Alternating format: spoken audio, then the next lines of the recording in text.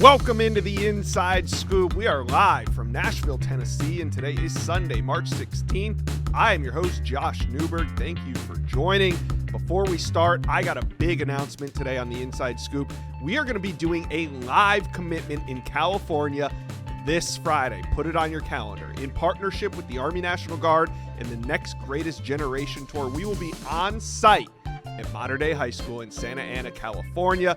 We've been on tour throughout the past month. This will be our 9th stop, but this stop is going to be unique as we feature the Uncommon is Calling live commitment of CJ Lavender. He's going to make his decision live from the campus of Mater Dei High School at the Army National Guard Team of the Year activation site with his teammates and family. Lavender is one of the top defensive backs in the country. He's excelled as an athlete both on the field and off the field during his high school career.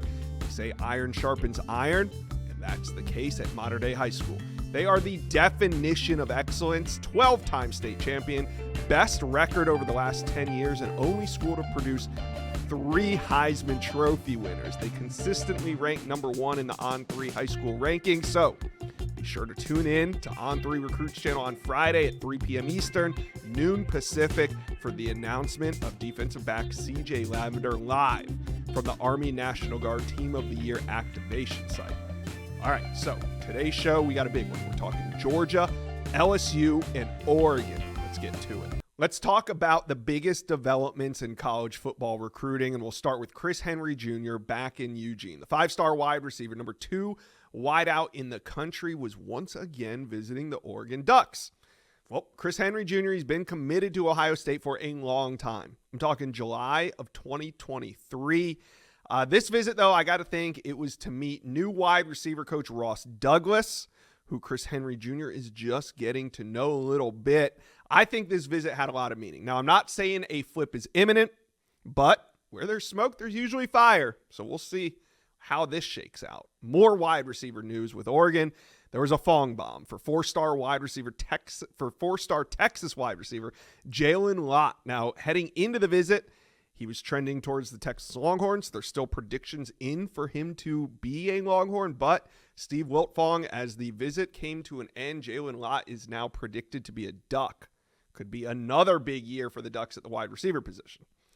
Next topic, Georgia is getting hot. Cartersville, Georgia wide receiver Brady Marchese committed to the Dogs. This was a quick recruitment. He was offered in February, and he committed by mid-March.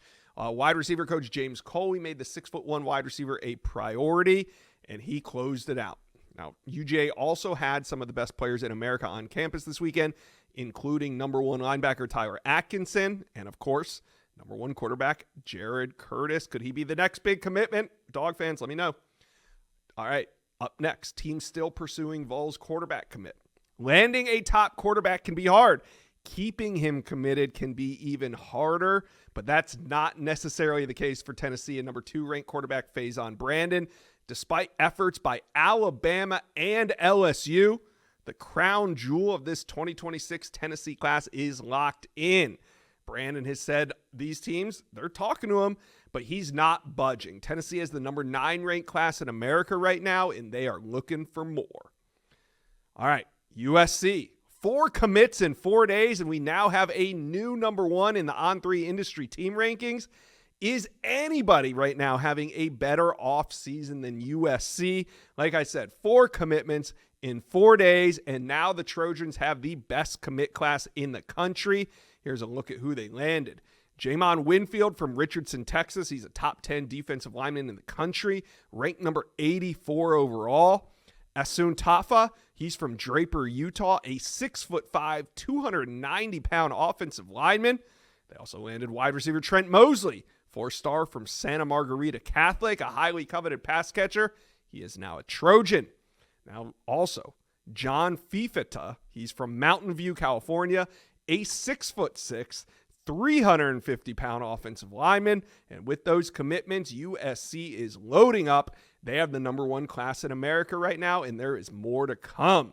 So those are the major developments that I was tracking over the weekend. What do you guys think was the biggest development that happened on the recruiting trail? Let us know in the comment section below.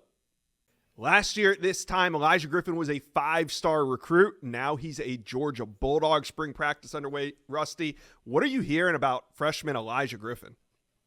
Well, I can be short and sweet, or I can give you some fluff. Which one do you want? I mean, the dude is I want legit. the juice. He's legit. I mean, he is. You know, when you ask people in the building and they don't really want to say it, but you go, hey, man, how's Elijah Griffin doing? And they all go, They give you that, Yeah, he's doing what everybody thought he would. You know, Warren Brinson made the comment this week. He thought he was the next Jalen Carter. Pretty strong. Both of those kids are from the Savannah area. Warren, obviously getting ready for the NFL Combine, knows Elijah really well. And I think Elijah Griffin comes in with a lot of hype. I think Elijah Griffin comes in with a lot of expectations. I know how he's wired. It's not going to affect him. But I can tell you, from the moment he got to campus until the time we're filming this, he's done nothing to slow that momentum down. All right, Georgia Bulldog fans, do me a favor real quick. Hit that subscribe button for me. We got Rusty Mansell here from Dogs HQ. I want to know more about some of these early enrollees. I mean, we were covering them as recruits this time last year, so it's really interesting. Yep. They're already putting the pads on right now in Athens, so we're getting a little bit more of a feel for who's standing out. What are you hearing about some of these true freshmen early enrollees? Well, you know, you're a week into it, and this weekend they had their first padded practice. Some of those kids went through the bowl practice for a couple of days, so you got to kind of take this with a grain of salt. But the name that keeps popping up, and I think people kind of forgot about him, and in fact, if you're not a Georgia Bulldog fan, you may not even know him yet. Running back Bo Walker, who was at Cedar Grove High School, they had a coaching change. He made a move. He got ruled ineligible. He went through several appeals in the state of Georgia last year. He lost them all. Well, eventually, about midway through the season, he ended up at Rabun Gap High School, kind of got out of shape a little bit. He finished up his senior year, played as much as he can, but he came to Georgia in late December. And I'm telling you right now, Josh, I don't know if there's more buzz around a player right now after 1 week as a freshman than running back Bo Walker. And they couldn't come at a better time for Georgia. You know, losing Trevor Etienne, they're late to his decision. Right.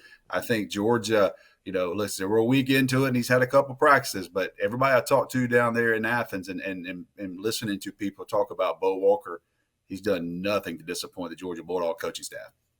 What's the latest on those freshman wide receiver, namely Talon Taylor and CJ Wiley? Yeah, coming in with a lot of hype, man. And those two kids are kind of, you know, they're both really quiet kids. You know what I mean? Lead by example type. You know, I'll do my speaking with my pads and my play, and it is early, but both of those kids are making plays. I think C.J. Wiley scored a touchdown yesterday at a practice. I think Talon Taylor has probably gained the most kind of, I would say, buzz from the time he got there. This is a kid who was a 5-star, the first 5-star wide receiver commit and signee for Georgia since George Pickens, so a lot to live up to there. Landon Roldan is a kid. I won't say I found him. I just happened to be somewhere he was at last year around this time. Nobody really knew who he was. I had a camp in Atlanta. He runs a 4.4. They called me over there to the 40 lane and said, hey, this kid just ran 4.4. I was like, let me see this. Let me watch. I make him run it over again. He comes right back and runs 4.4. A month later, this kid at North Oconee High School has picked up 6, 7, 8 offers, winds up committing to Georgia. He's wearing number 84. He gets a lot of comparisons to Ladd McConkey. I think he knows by putting on number 84, there's going to be expectations. There's a lot to live up to. But I'm telling you now, Landon Roldan's a kid kind of flying under the radar. He's stacked some really good practices. We're early with those guys, but that wide receiver room, especially the two guys I would say, you know, the quote unquote headliners, and C.J. Wiley and Talon Taylor, they've certainly lived up to it. Yeah, a lot for Dog fans to be fired up about in this coming class. Now, since I got you here, I got to ask you, number 1 quarterback, Jared Curtis, he just wrapped up his Georgia visit. He was at Oregon prior to that. So in my eyes, I think the next 2 to 3 weeks could be the window when he commits. Coming off this Georgia visit, Rusty, what's your gut say on Jared Curtis and the Dogs? Inside Scoop listeners, I got to tell you about a company that makes this show possible. It's Rhoback Activewear. The only way to describe Rhoback is best fit, best feel. And for those who are not familiar with Rhoback, they are completely changing the game with their incredibly comfortable activewear. Rhoback has released so many items within their new licensed game day collection, and it's our favorite. With novel polo designs, clean hoodie, and quarter zip designs from some of your favorite schools, It's definitely worth checking out. Nobody else in the market is pairing these level of custom designs with this quality of activewear. Roback's everyday shorts or their Delta Performance pants are the perfect pairing as well. They are both super comfortable. They have an elastic waistband and a great fabric that is made to have the appearance of a nice short look, but the comfort for everyday movement. Roback also has been proudly leading the NIL charge, having signed partnerships with multiple college football stars, past and present, and are becoming the go-to brand for college athletes across the country. So use code JOSH on roback.com for a generous 20% off all new custom orders through the end of this week. Let's spell it out for you. RHOBACK.com. That's 20% off all performance polos, shorts, and more with promo code JOSH. Yeah, I told you we filmed something about a month ago, and I said, there's no way this is going to make it to June. Yeah. And then like 2 hours later, it popped up. He said he's going to take 2 unofficials. Then he goes back to back on his spring break. I don't think it goes much longer than a month, in my opinion. This is not one of those things from 10 years ago where you sit in a coach's office, your mom gets a feel, you get a feel, then you commit to a school. This is new age recruiting. There's agents involved. There's representatives involved. There's rev share involved. There's a lot of decisions that go into this.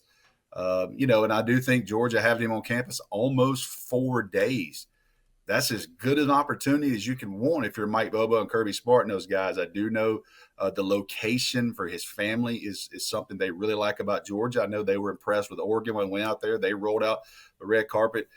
Look, man, you're going to hear a lot of stuff over the next couple of weeks about where this kid might be leaning, where he might not be leaning. I'm not sure as we film this right now, but I do know that Georgia feels like this visit went well for them. Mm-hmm. We're going to find out sooner or later how well it went. Dog fans, talk to us. How are you feeling about number 1 quarterback Jared Curtis? Will he be a dog or a duck? Let us know in the comments section. 5-star wide receiver Chris Henry Jr., who has been committed to Ohio State since July of 2023, was back at Oregon for another visit. Max Torres of Scoop Duck, is the flip talk starting to heat up with Chris Henry Jr.? I don't know if it's heating up, but it's certainly staying at a nice, steady pace right now. When I last talked to Chris Henry Jr. earlier this year off of his junior day visit to Oregon, he said in no uncertain terms that as long as Brian Hartline is at Ohio State, he's pretty much rocking with the Buckeyes. But another visit out to Eugene, he gets to meet new wide receivers coach Ross Douglas. I don't know if the flip talk is heating up, but Oregon is consistently staying in the picture there as the school that you have to watch if anybody is going to be able to pull off one of the biggest flips here in the 2026 recruiting class. Yeah, I know you can't say you cover Oregon and, you don't want to go too far, but I can tell you from my perspective, things are heating up between the Ducks and Chris Henry Jr. The Ducks, he wasn't the only big-time visitor on campus. 5-star linebacker Tyler Atkinson, the number 1 linebacker in America, was back in Eugene again as well. Now, when it comes to Atkinson's recruitment, do you think Oregon is the biggest threat to Georgia, or do you think the Ducks still got more ground to make up here? I feel like with Atkinson, the Ducks still have a little bit more ground to make up here. I think Clemson is also another school to watch here as the biggest threat to UGA. But it was a little bit hard to get a pulse on this one because he was supposed to make it out to campus in January, but he got sick with the flu. But now he comes back out for spring practices getting heated up. Oregon wasn't gonna shy away in the Tyler Atkinson recruitment, and it feels like this could be one of those Dan Lanning, UGA, Georgia ties recruitments that really helps them out here. So Oregon to Tyler Atkinson, things are heating up, or at least heading in the right direction there with one of the best linebacker in the 2026 class. All right, we're talking to Max Torres, who is on site in California at the Elite 11. So, Max, we really appreciate you jumping on here. More news from the weekend. Steve Wiltfong of On3, our beloved national analyst, put in a new prediction for wide receiver Jalen Lott to Oregon. Now, he was on campus this weekend, but heading into the weekend, Oregon was not the favorite. It was Texas. I mean, Texas is still a major threat here, but what has Oregon done to get in this position with Lott? I think a big part of it is this weekend's visit, getting him back out onto campus. He came out for a game last season, but you get him on campus and you have an opportunity to show off the Autzen Stadium where they had spring practice, because the facility renovations are going underway right now. So Oregon has a chance to show their plans for the facility that they're building. I think that's something that is resonating with recruits. And then you also had a chance to meet Ross Douglas that I talked about a little bit earlier, and Rashad Samples. We can't discount his role in this recruitment. We know he's pivotal in Oregon's efforts with the state of Texas. So I think leaning into those things, I would think that there were some discussions around track and field. I know that Steve had reported that Lott wants to jump at his school of choice at the college level. So I could probably be something that was in the works, maybe getting out to Hayward Field, seeing some of the track facilities as well. Yeah. So I think Oregon's kind of stuck in the weeds here, waiting in the weeds a little bit with Jalen Lott, and this is definitely where you want to be for the Ducks. Yeah, that's a major development coming out of the weekend. Now, Oregon had a big visit weekend coinciding with spring practice. You wrote a great insider piece. I think all Duck fans should go read that on Scoop Duck. But what other intel you got from this weekend? Yeah, so I was kind of looking at this week almost, Thursday and Saturday, because now the Ducks go on spring break. So there was a lot of intel even before this weekend. Obviously, Oregon is battling USC for Tomohini Tapui, the modern-day defensive lineman that's been committed there since October. I think that it was great. He told me that they reminded him of why he committed in the first place. The proof is in the pudding, speaking about defensive line development and kind of their NFL draft prospects over there at Oregon. And then Tali, the Kahuku Hawaii linebacker, was back on campus as well. I think Oregon's in a great spot there, and they're battling USC. So the two guys to watch in kind of my neck of the woods. And then another one is Cannon Smith out of Denver, Colorado, Valor Christian. He's a 2026 offensive lineman, listed as a tackle, but Oregon actually views him as an interior guy, maybe even a center. He was on campus for the first time this weekend. It looks like he's going to be back at Oregon for an official visit. I think that development is huge for Oregon because Grant Wise, a top interior offensive line target, just committed to Clemson last week. So Malik Terry and the Ducks got to be responsive and not reactive. I think they brought Cannon Smith in because they had their eye on him for a while. So that was another huge visitor out of this weekend, Josh. All right, Oregon fans, talk to Max and I. Are you guys buying the hype with Chris Henry Jr.? When it's all said and done, do you think he'll be a Duck or a Buckeye? Let us know. Let's talk some LSU recruiting, because I got a question. Will it be a banner year for LSU recruiting at the wide receiver position? And you guys know I wouldn't be asking this question if I didn't think it could. So in today's video, we're going to break down this loaded wide receiver board at LSU. I got insider Shay Dixon on this video, and we are going to go behind the scenes. But before we do, LSU fans, do me a favor and hit subscribe to the On3 Recruit channel. This is the best recruiting channel on all of YouTube. All right, let's get it going. Let's bring in Shay Dixon of the Bengal Tiger. And Shay, as you know, LSU has two wide receivers committed, Kenny Darby, Ja'Kai Anderson, both from Louisiana, both ranked in the top 10 in state. So how many wide receivers does Brian Kelly want to bring in this cycle? I think it starts probably in Louisiana with three guys they've offered. So you can at least get to that number. A couple of first-team All-Staters that you mentioned, and Anderson and Darby are committed. Darby led the state in receiving. And then Jabari Mack's still out there. So you're at least at three. They're targeting some out-of-state guys, Josh. So I won't be surprised at all with the turnover they had this year and then what's presumed to be coming after this season at the wide receiver spot if they don't take five guys this cycle, but at least four. All right. Well, big news this weekend. Booby Feaster, the number 4 ranked wide receiver in America. He's from DeSoto, Texas. He was on campus this weekend, and his recruitment is heating up. How big, how important was this trip for Booby Feaster back to the Bayou?